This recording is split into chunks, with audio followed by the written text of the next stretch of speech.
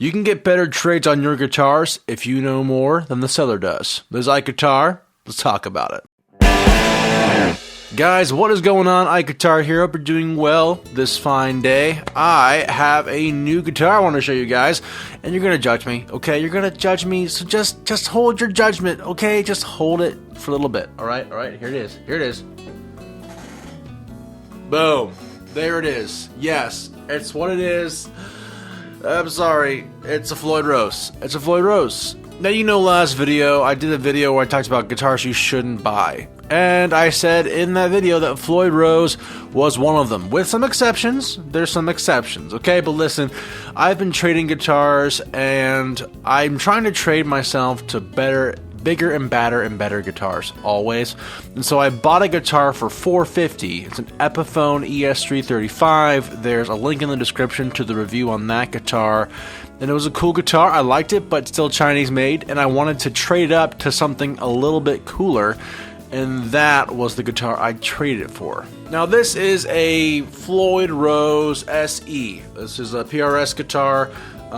It's actually a really cool guitar. Pretty recent, 2018. They're probably worth about $850 on the used market, I'd say. Maybe a little bit less. But this guitar has a lot of cool upgrades, and I got this guitar because I knew a little bit more about this guitar than the seller did. Now, don't get me wrong, I think the seller knew what he was doing when he sold me this guitar. He's a grown man, he can make his own decisions. But I just have to say, like, I really made out in this trade in a lot of really interesting ways, even ways I didn't really expect. And I actually did have to ask a couple of my friends whether this guitar was worth it or not, and it turns out it really was. And I say that because there's a lot of things about this guitar that the seller maybe didn't know about, or maybe he did but didn't really worry about. I will say though, based on his reactions, it felt like he didn't really know what he was selling or trading, although it worked out in my favor. It's not really what you want to go for when you're selling your guitar. So now in this video, I'm going to go through some of the upgrades on this SE Floyd that kind of makes it above and beyond what I expected, and also the things that I knew that maybe the seller didn't, and really helped me get a good trade in the long run. So first off, I got the guitar. I was not the first owner of this instrument.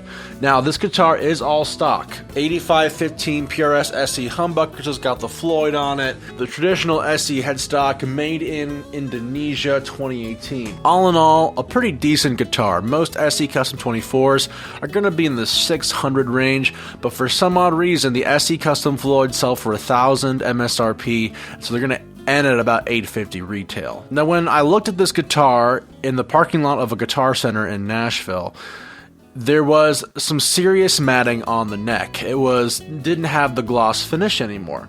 And this guy turns to me, and I'm like, hey, he didn't actually share this info with me. And that's another thing to worry about. People tend to hide the defects when they're trying to sell this guitar to you.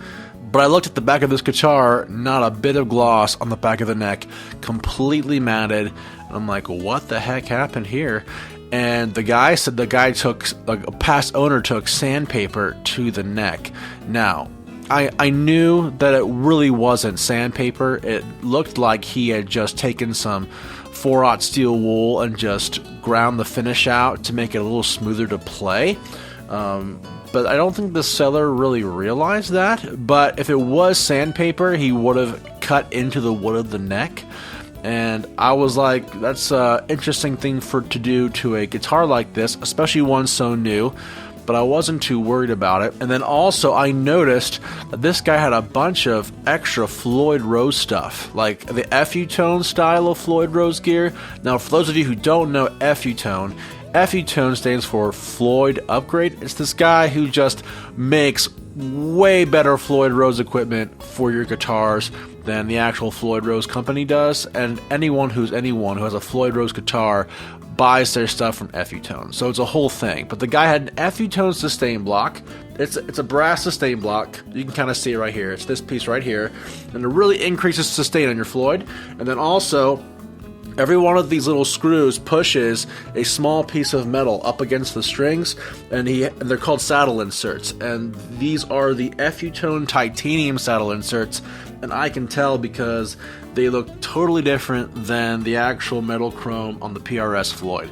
So this guy definitely had some upgrades, probably about 75 bucks, and upgrades to the Floyd Rose on this guitar, making this guitar a little bit more valuable. Now the guy did say that these pickups were actually Seymour Duncan's. I wasn't convinced. I mean, I think he may have thought they were Seymour Duncan's, or maybe he was trying to lie to me. I don't know. I definitely know. I looked at this guitar for a hot minute on Reverb to see what this guitar was using for all stock, and it was definitely an 8515 configuration with PRS SE, and then these pickups look just like an 8515, you know?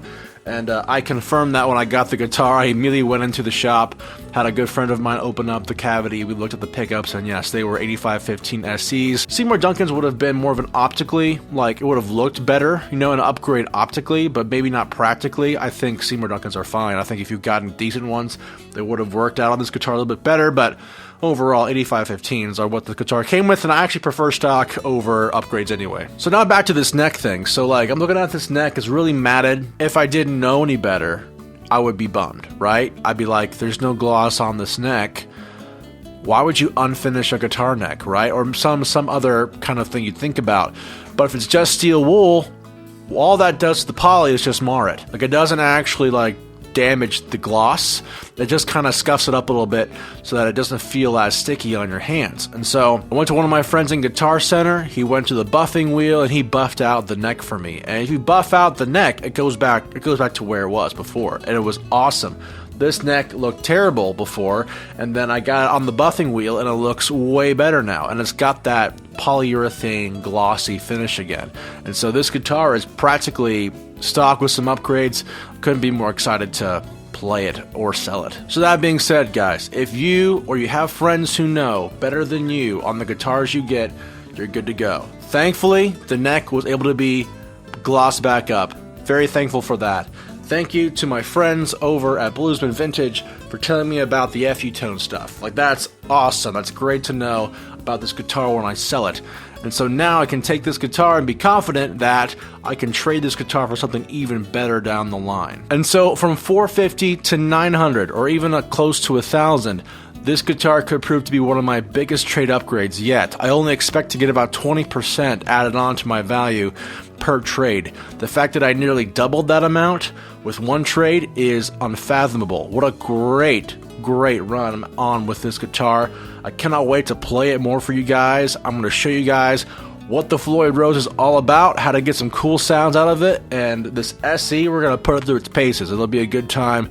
Look forward to seeing you next time. Guys, thank you so much for watching this video. If you liked it, please consider subscribing. I make videos all the time.